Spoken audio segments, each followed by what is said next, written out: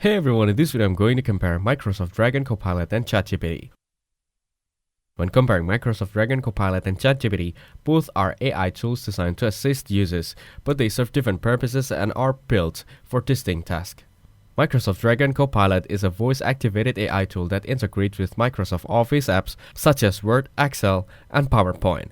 It's powered by Dragon naturally speaking technology, which allows users to interact with their devices using voice commands.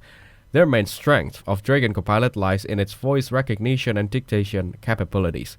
It's designed to boost productivity by transcribing spoken words into text and helping with commands, making it ideal for users who need to work hands-free or those with accessibility needs.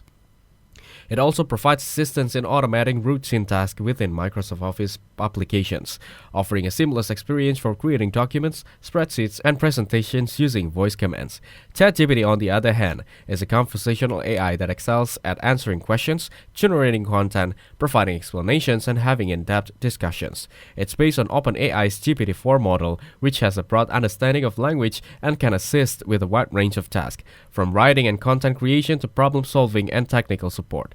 Chatgpt is more versatile in the types of tasks it can handle, providing users with natural flowing conversations on almost any topics. In my opinion, Microsoft Dragon Copilot is best for users who need voice-driven productivity tools and want to enhance their workflows in Microsoft Office, particularly for hands-free tasks or accessibility needs.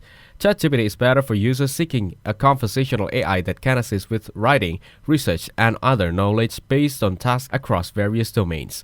Your choice depends on whether you need the voice detection for office tasks or versatile conversational assistance for a range of activities. Thank you everyone for watching this video. Hope you got some value. Make sure to like the video and subscribe. Goodbye.